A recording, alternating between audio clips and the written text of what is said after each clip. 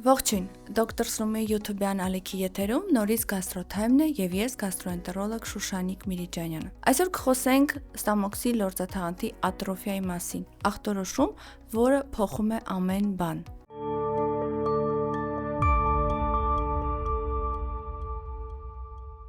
Ստամոքսի լորձաթաղանթի ատրոֆիան ախտորոշում է, որը կարծես թե տանում է հողը ոտքերի տակից։ Համարյա թե ոչ ոք չի կարդում այս բառը հանգիստ։ Մարդիկ միշտ տեսնում են ատրոֆիկ գաստրիտ արտահայտությունը եւ կայծակնորեն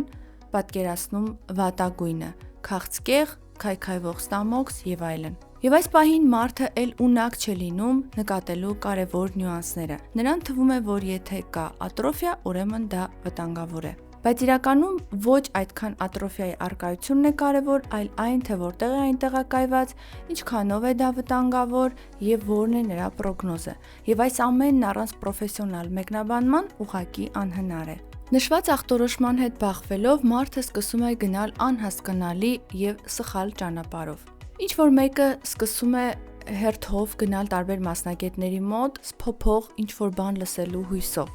Մեկ այլ մարդ սկսում է ժամերով նստել համացանցում, համեմատելով իր պատմությունը ուրիշների հետ եւ գտնում նորանոր առիթներ տագնապելու։ Մեկը սկսում է պահել խիստ դիետաներ, փորձելով այսպես ասած խնայել ստամոքսը, որն ավելի վատ է անդրադառնում։ Մեկ ուրիշը գնում է տասնյակ միջոցներ լորձաթաղանթը վերականգնելու համար, ստեղծելով պրոցեսը վերահսկելու պատրանք։ Եվ այս ամենը մարդուց խլում է ամիսներ, նույնիսկ տարիներ, բայց չի օգնում հաղթահարել ռեալ իրավիճակը։ Այսպիսի փորձերի գինը շատ շոշափելի է։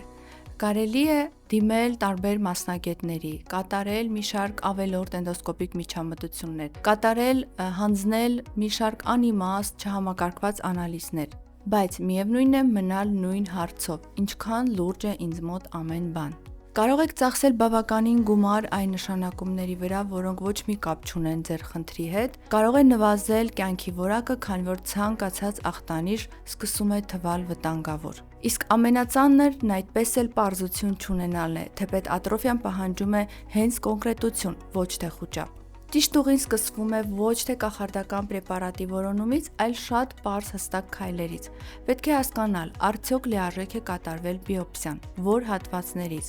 ինչ է գրված հիստոլոգիական քննության եզրակացության մեջ, արդյոք կա հելիկոբակտեր, արդյոք կան աուտոիմուն փոփոխություններ, ինչքան արտահայտված են տվյալ փոփոխությունները եւ որ հատվածներն են ընդգրկված։ Միայն դրանից հետո բժիշկը կարող է հասկանալ ձեր ռիսկի մակարդակը, հսկողության հաճախականությունը եւ ռեալ նշանակալի գործողությունները։ Այս ամենն ինքնուրույն չեք կարող հասկանալ, քանի որ շատ նրբություններ են ազդում հիվանդության կանխատեսման վրա։ Այդ պատճառով ես ձեզ խորհուրդ եմ տալիս չհիմնվել համացանցում գրված ձևակերպումների վրա,